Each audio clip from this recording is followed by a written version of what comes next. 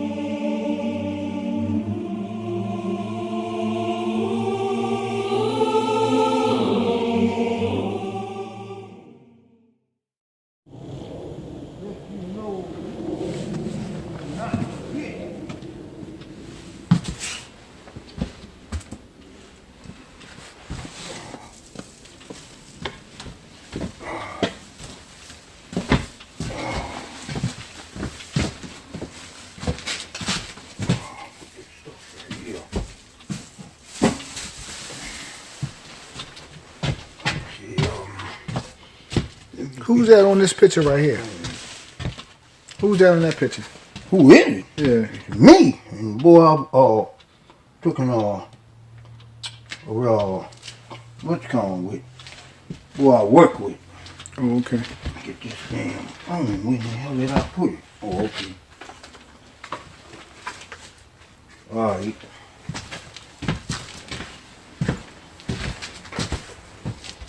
You ready to go down? Yeah, that's right. Okay. My father went there, man, school. Yeah, it's not well. It's all this stuff. Once you get out of this marina, all that over there is Mercedes property, man. She took care of mama good. On that corner, let me let you know this. If not for her, I may not be alive. But Miss Edna gave mama the right to that corner house when she hit me in Johns Hopkins University. Yeah. She said we wasn't gonna make it down there in the old house. See, she gave mama the keys. Mm-hmm. Brought me home from baby. Mama hit the worst of the birth. I came out helping. Alright? Johns Hopkins University. You want to put something in there, you make damn sure you put that in there. February 26th. February 26th. 1956 I was born. As of yesterday. The last child? Yeah, the last child. You don't see no damn more, you don't see no monkeys, do you? Jumping around the well. Don't just... Ooh.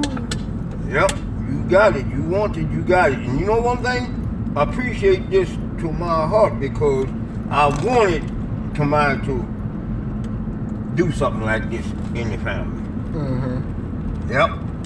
It's real. Yeah, it's real.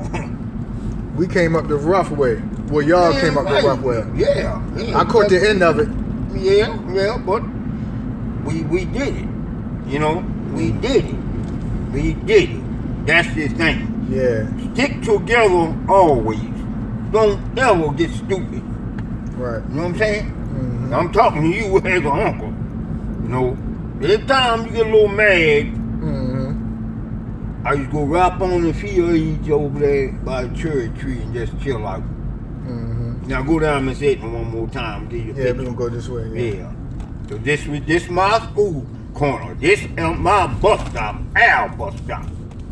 And our house is right there. I'm gonna turn around. Yeah, I'll show you where you turn around down here. Get this thing. Let me get that knife real quick. Open this thing up.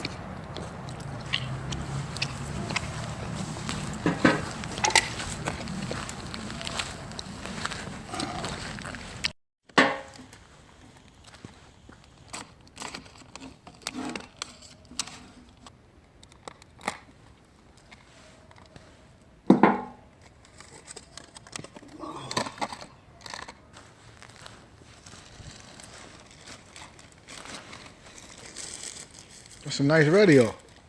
Goddamn, what it is? I got some CDs for you too if you want. Right. I got some in the van, some oldies. That's what you like, right? Yeah. I got you.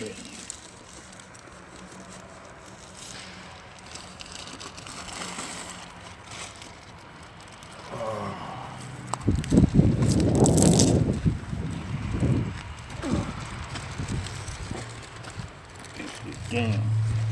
Hell, sorry. Oh, this man, goddamn motherfucker, this man. All right. This man supposed to do something this for, man. Ain't no doubt about it.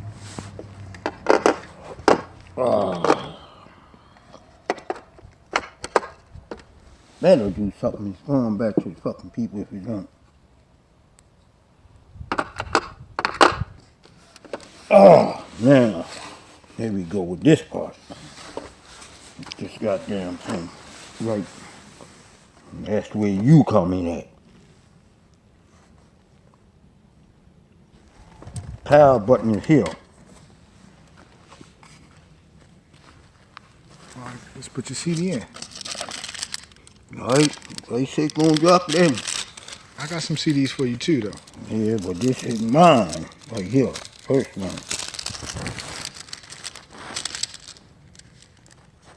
Oh, wait, don't wipe your goddamn shit on your pants. You crazy?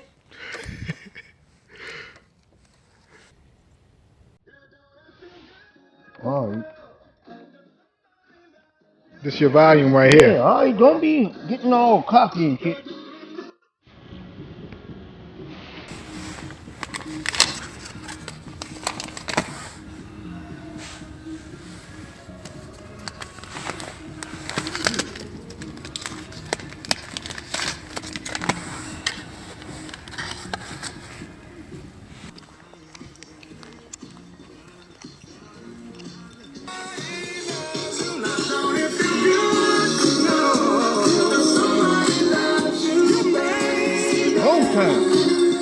Got you. Is you ready for that? That's some good music right there. Yeah. What? Temptation on it? All that, everything. Everything on there. Go ahead, put one in real fast. You know how you open it, right? Press on that.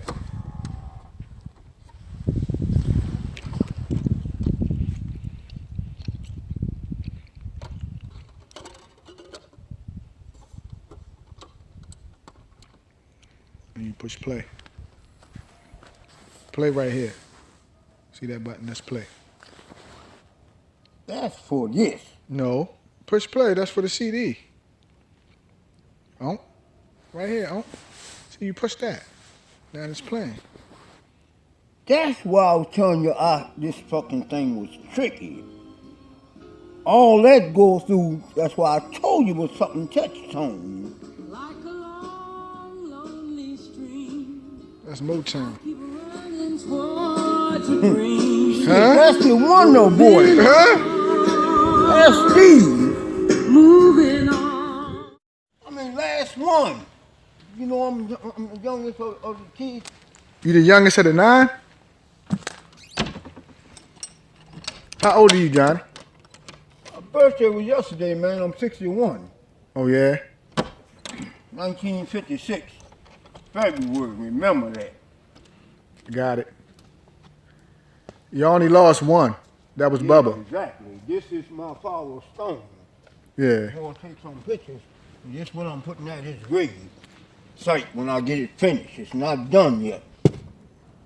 Wipe it off, too. That's what I'm putting out there at his grave site. Oh, yeah? Yeah, that stone is from right there where he parked his car at for years. He dug it out the ground, tripped over it a few times. I painted already, but I ain't finished.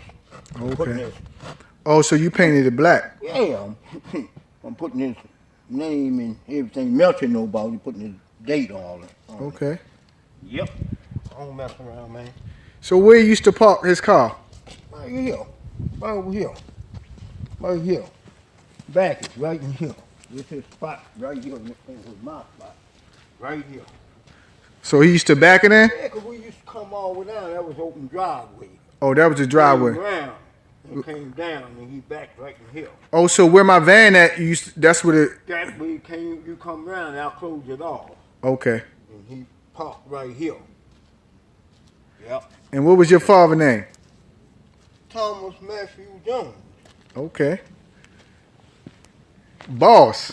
You're right. That's who. That's what we call him, the boss. What's gonna start that mess? Bubba. Bubba? Bubba that passed away, your brother. Yeah, Bubba started calling that shit Bubba. He went on with it. Yep. That's all of that.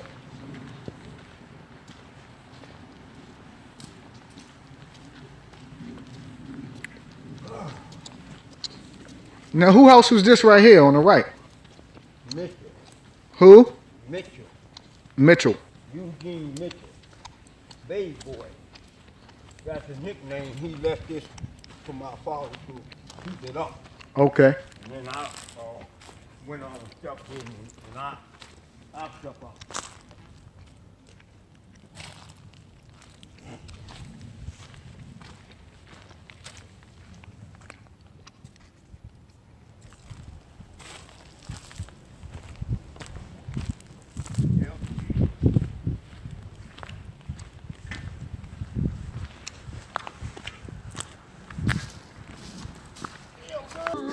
I'm gone, I gotta get back to the city. Pick my daughter up. Love you, Unc. Happy birthday. Love you, happy birthday. Huh? I said, love you, happy birthday. Oh, yeah.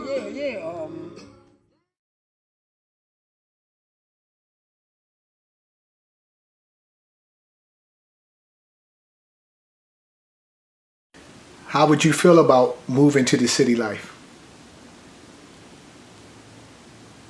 I would most rather stay in the country any day. I heard a lot of folks say that. Yeah. Why is that? I don't know. Crime is so bad. I would be afraid to live by myself up there. I wouldn't mind living with somebody up there, but I would be afraid to live by myself.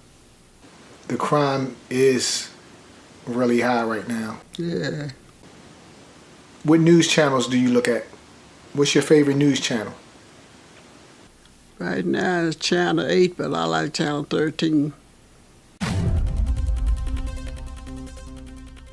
Now, when you left the big house, where did you move to? Schoolhouse.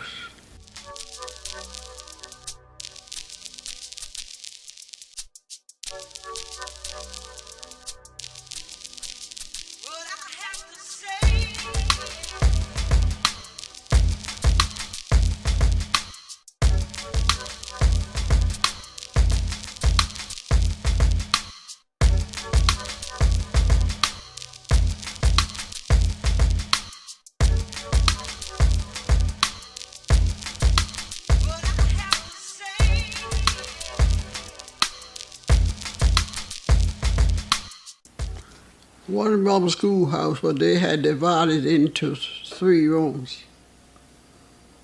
There was no running water. I had to carry my water. But I liked being by myself. So I left the big house to the children. And they moved out piece by piece, they moved out. Finally, the man decided to sell the property, and they all had to go. So Johnny went down the bottom with his father in the little house where he's at now. And Tommy got, did he go? I think Tommy moved with Francis for a while till he went to, met his girlfriend in Rockville. And she wound up going to Frederick with her grandmother, and Tommy moved with her, and that's where he's still at. David went off to Annapolis. Of course, William was in service. He stayed in South Carolina. And the girls all had apartments. Mm-hmm. Now, when you transition to the schoolhouse, you was there by yourself? Yeah. And that's when they decide to give me a brand new trailer because the schoolhouse was so cold. So they sold the old one-room schoolhouse to the marina that's down there, and they bought me a brand new trailer and put there. Where's the marina you talking about? Where's that located? Down there where the little schoolhouse is now. Like you go in Ideal, that's where the little one-room schoolhouse is. Okay. And they put me a brand new three-bedroom trailer. It wasn't a three-bedroom trailer, it was a two-bedroom trailer. That's it right there. You see it right on that nut wheel. You make sure you get that clear. It may not be unlocked and it's not being a whip it there. You just shoot it from where it's at because you can see from the distance what's happening. Yeah. That's the schoolhouse where my father went at. Right here from the 4th grade. Yeah. Straight to land. No. So this where Big Mattie was living in here too with the kids, all of y'all? This sucking house. Sucking house for us. Yeah. This house in Mississippi will to my mother. Right here. That's it. Yeah.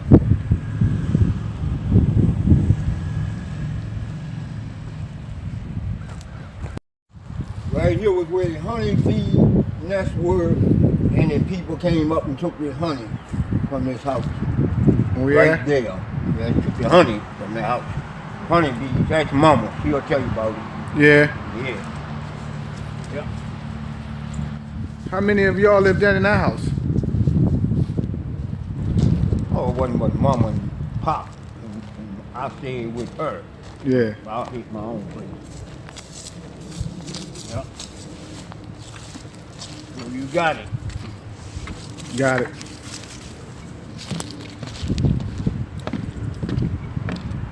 Oh, city in me. Lord, hallelujah. Huh. Truth is marching on.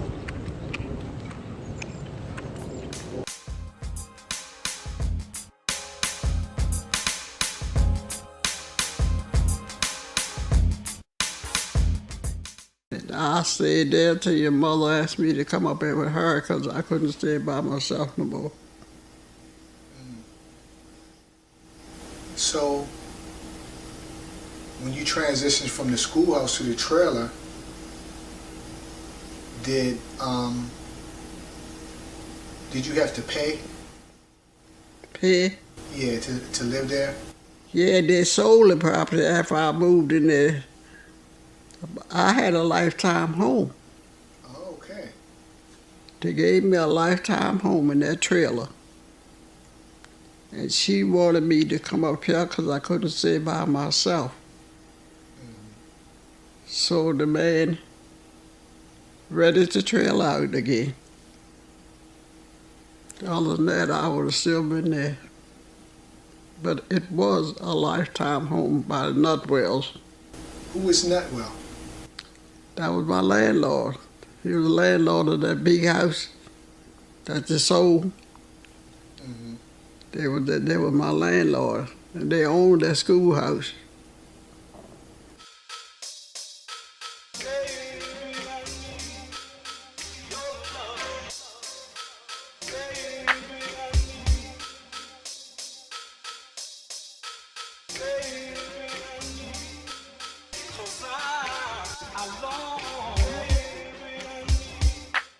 So, was there any other family nearby that lived close to you? Jamaicans. Charles Baker and his family lived down the bottom from me. Mary Helen. I'm my girlfriend.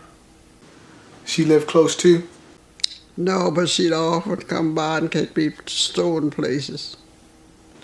Now, close to the schoolhouse, on that same road,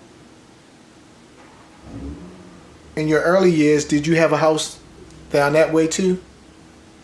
Up on the hill? Yeah, that was before I moved in the big house. That way we left and come up to the big house where we were farming. Oh, okay. Who lived up top of the hill in that area? The Makers, the Barnests, the Easterns. The 3 families live on that hill. Tell us some things about growing up with the kids. Anything you can remember. Oh, I can remember I had to get up in the morning time and get them all out there and make them go to school. Be there to eat when they come home. So did your kids like to eat a lot? Yes, my God. I had to build a big pot on for them. A big pot of what? Lima beans, turnips, rice pudding, apple dumpling. I can't remember all that. Coons, possums, baked chicken, turkey, anything I could find. So did your kids like a lot of wildlife food? They ate it, but you know, some of them can't remember it. They done ate possum and coon, and they can't remember it. Oh, yeah? They said, oh, I wouldn't eat that stuff. I wouldn't eat it now either. But they have ate it.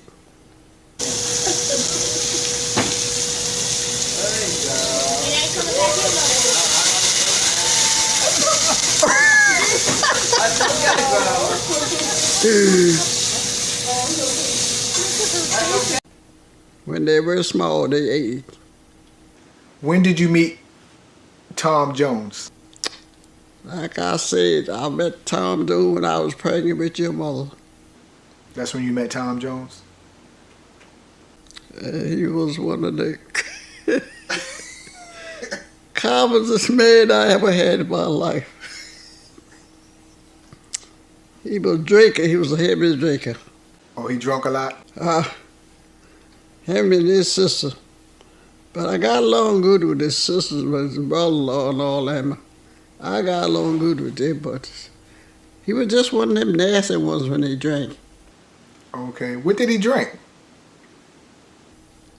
All the whiskey he could get, and when that money ran out for whiskey, he drank some kind of wine, red something else. Because that would make him high quick. Oh, yeah? And all of them would drink that Big Apple or something else. I don't know what the devil it was. So when he drunk that, He did turned to go a different crazy. person. So how did the kids get along with Tom Jones? Not too good. None of them didn't like him. The boys got along pretty good, but the girls didn't like him. So back in those days, what was the popular wine to drink or the popular drink to have a good party with? It was whiskey and sort of big apple or red apple. Some kind of apple wine they used to drink. I forget what it was. Big apple or something else. Mm-hmm. But I never drank it. Did you drink it all? I used to drink Wild Arch Rose and Mandy Sherbet and beer. But you wasn't a heavy drinker, No. light drinker.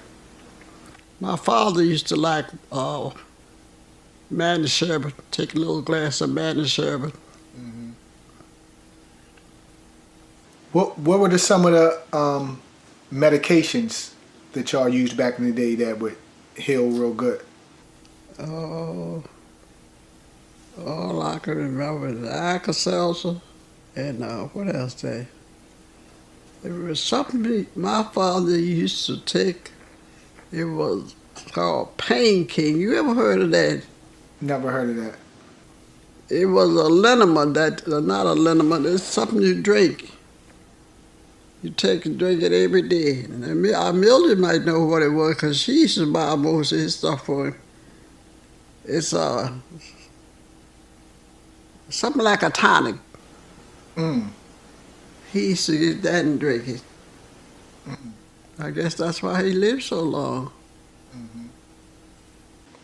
So, when you first had your first child, where did you have your first child at? 46. 46? So back in the days, it wasn't no was it hospitals then? Oh, yeah.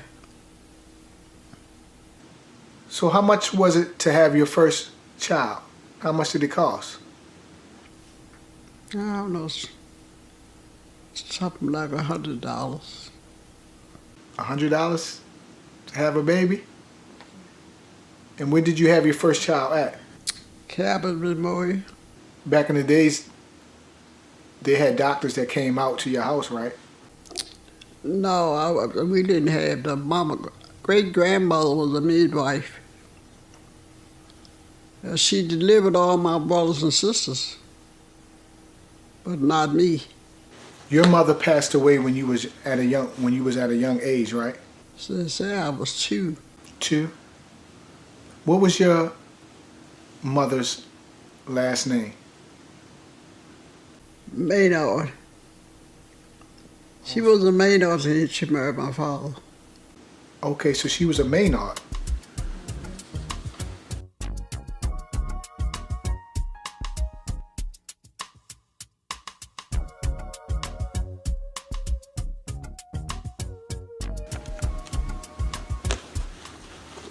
So, what would you say about life now? How's everything? How has everything changed? Everything has changed a lot, and I don't think it'll never be the same. Never be the same. What you think about Obama as president? I think he was a good president. I don't have nothing bad to say about him. And I feel the same way about Donald Trump. I didn't vote for him because I wasn't feeling well. But he's in the White House, and I still don't have nothing against him. Let him do his job. That's the way I feel about him. I don't know how nobody else feel about him. I can't speak for other people. But I wish that he would do something about these guns and drugs. If he'd bring the death penalty back tomorrow, I'd vote for him. They're killing too many of our young people. Now they're going killing their old ones. Yeah, things are out of hand these So days. it's getting out of hand. Building this wall, I don't know what good that's going to do. I don't know. Maybe that'll stop the drugs from coming over here. I don't know. Just don't know what he's going to do. I have a good question for you. Who was your favorite grandson? Grandchild?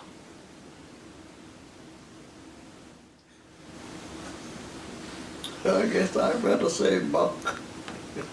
But that's a good one. Yeah, he was my boy. I could ask that boy to do anything and he would do it. I used to ask him to come all the way from Annapolis out here just to fix my breakfast. Sometimes he would fix it and bring it down here with him. And sometimes he'd come in and fix it after he gets here. Something he could cook better than his mother could. Yeah. He could cook a steak. He could cook and potatoes, fried potatoes, Oh my Lord, yes. and pancakes. Yes, sir. He was a good cook anyhow. He stayed with me a lot when I had that trailer. And he would do most of the cooking. I'd buy steaks, 2 for him and 2 for me. And boy, he would cook them steaks and fried potatoes and onion. So Walter Bryan, a.k.a. Buck, he stayed with you a lot coming Yeah. up. He did. That was your right-hand man right Yes, there. sir. And the crime and violence that's going on now took his life. Yeah. So how you feel about that? I think it should have never happened, but you know, I always told him. Him and Johnny used to get at it now and then. I told Buck, I said, walk away, don't argue with him. I said, if you go outside, you stay in the house. I said, don't argue with nobody. Walk away. But see, I wasn't around this time to tell him. He was somebody that was woofing. If I only had have been there.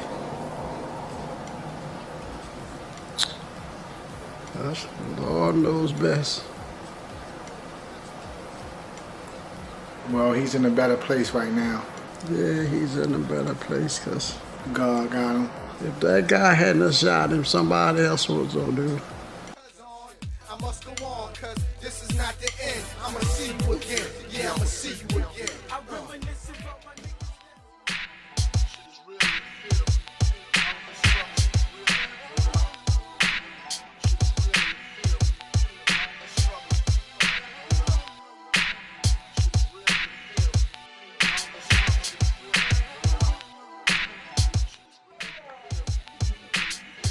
How you doing today? I'm doing fine, nephew. How you? I'm good. Could you state your full name? Mildred Yvonne Jones Johnson Carson. Okay. And who is your mom? My mom is Mattie Elizabeth Johnson, formerly Mattie Elizabeth Johnson Maynard. Okay.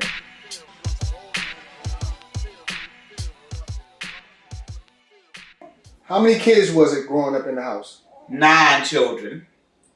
Mattie had 3 children when she met my dad, who was Thomas Matthew Jones. I'm number 4 of the 9, and I was born in 1950. And at that time, when Mattie met Tom, she had Calvin, Mary Frances, and Mattie, Virginia.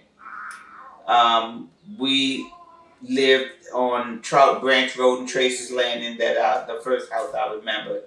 It was a 3-room house, a bedroom, big bedroom upstairs, a big open area which served as the kitchen in the second area, and then a bedroom. And I remember the house always being dark because they always kept curtains and stuff at the windows to keep out the cold. And I thank my older brothers and sisters, Francis did and Calvin, because they took care of the 6 of us. Because my parents worked a lot, you know, they weren't home that much. And they provided to make sure we had what we need. And I remember back then we had a bread man called the Barn Bread Truck. It was a truck that delivered bread every Wednesday. And he would leave us a tray of bread, and that was the best bread. And so we would have buttered bread sandwiches and tomatoes out of the garden, and that was so good to us. Because my father was a sharecropper. He worked all the time in the tobacco fields and the barns and working for Mr. Wash Network. And my mom, during the day, she cleaned houses for all the white folks that lived down on the shore, which now they call High View, which is back down by the marina on the water. And the old Miss Edna Network, who was the owner of the farm. During that time, you know, to provide for 9 kids, you really need to have, you know, more than just a house cleaning job. So my mom worked for Elam Tobacco Warehouse in Upper Marlboro at night. So that's why I say Calvin and Francis did, and they really looked out for us younger 6. Because Mama worked at the tobacco barn at night, and we didn't see her again until the morning. And then morning time, she had to rest up and then go work again. But those were the times, you know, when we all bonded together, sisters and brothers. We had a spring down the hill that had the best fresh water. And you could go down there on any morning at the crack of the dew, and you would see a frog sitting on the edge, you know, chirping. But that water was always cold and good. We had farm trees, apple trees that used to have big, nice apples. We had everything we needed. Blackberries, apples, gardens. So we didn't go hungry. In fact, we all grew up nice and fat and healthy. So we all attended Friendship Elementary School in Friendship, Maryland. My mom always made sure our hair was combed. We had clothes. We had gym suits, tennis shoes, the things that we were required to have. You know, we didn't have a lot, but we had, you know, good stuff. Sometimes we would take our brown bag lunch. Most of the time we took a brown bag lunch. But sometimes we didn't have no tuna fish or no spam or no luncheon meat. Sometimes we had biscuits with peanut butter and K-Roll syrup. You know, and I would keep my sandwich inside my bag and pinch up in the bag to eat mine because I didn't want nobody to see what I had. But, you know, sometimes we got to buy lunch. Lunch was 35 cents. And you could smell that food cooking in the cafeteria. You in the second grade, and you smell that corn and stuff with the butter. It was some kind of good. And milk was a nickel. And the teacher would come around in the morning. You raise your hand, who buying milk? And then when it was time for lunch, she would go and come in the room with a tray. Raise your hand, everybody just getting the milk. So most of the time we had our milk because back then we didn't have, you know, free lunches. Everybody had to pay, you know, a quarter, nickel, or something.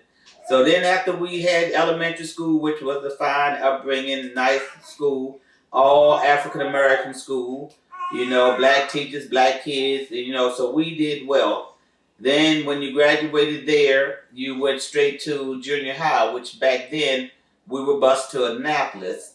You know, we had Stanton Middle School, which was down on West Washington Street. And then after you left there, you went to Bates High School, which was out there in Parole. So I never really went to Bates, but my siblings did. Because once I got through the 7th grade, that's when segregation came into play, and we had to go to Southern High School. Well, nevertheless, to say that was an experience in itself because they weren't used to us and we weren't used to them. So when the rough got going, we got rough right with them. But anyway, you know, those are times that we had to deal with. And then as time went on, everything mellowed itself out. You know, we graduated and we were good kids. But I want to elaborate a little bit back on my mom and dad and when we grew up in what we call the Bighouse. The Bighouse was when in 1956, around that time, we moved from that little 3-room house up there to a house that had 4 bedrooms upstairs, 1 bedroom downstairs, a front porch, and 2 back porches. We had 2 pantries. We had a pump out back that we would pump for water. We had a big garden. My dad had pigs. He had chickens. We had a meat house, and we had 2 outhouses. The house came with electricity, but they did not have any plumbing. So we managed, you know, my mom in the morning, we all had a big soup pot full of oatmeal. Everybody had oatmeal before we went to school. Everybody had lunches. And my mom would can everything. That pantry was full. Tomatoes, applesauce, pears. She even canned sausage, rabbits. Everything that garden could grow, my mother would can it. And then besides what she canned in the pantry, my dad was a good farmer, excellent farmer. He planted everything from squash, watermelons, beets, carrots, lettuce, tomatoes, everything that you could want. And then at the end of this harvesting season, he would dig a big hole in that same garden and he would produce something called a kill. The kill was where he would dig a big hole down, I guess 6 feet, 5 feet, line it with straw. He would put his sweet potatoes, turnips, white potatoes, carrots, cabbage, beets, whatever he could put in there, layers down, and then he would layer it again, cover it with dirt. When the summers come, when the weather was cold, he'd go out there on Saturday evening, dig up a couple of them nice turnips or beets or sweet potatoes, whatever, cabbage. And then like I said, we had chickens. My mom would tell them, go catch one. And they would catch one. She'd take it on the wood pile, take the little hatchet, cut his head off, twist it, scald him with hot water, pick the feathers, and that was the meat for Sunday. Mama always had cabbage, ham, chicken, beets, and buttermilk we churned our own milk. My mom made her own butter. Old Mr. Washington had horses and the cows.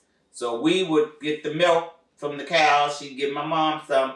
Because when you had 9 kids and lived on a farm, they all would make sure that the little colored kids had something to eat.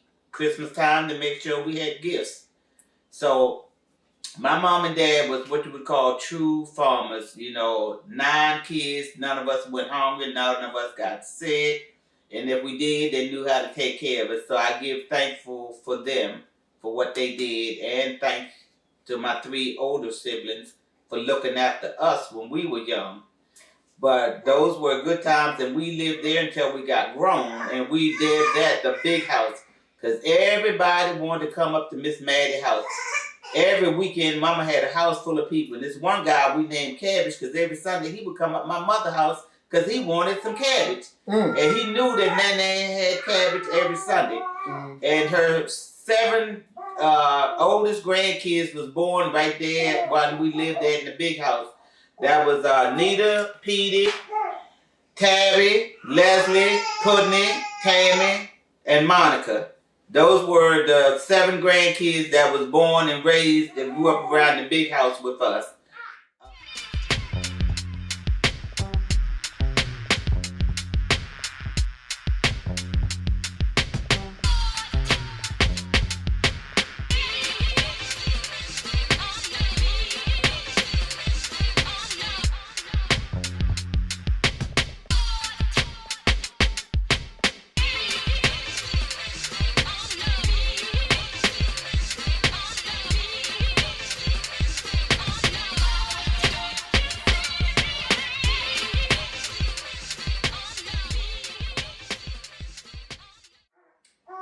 Then after we all got grown, Nana decided that she wanted to leave the big house because the rest of them, some of the children became, in their own world, doing their own thing, and Nana wanted peace and quiet then.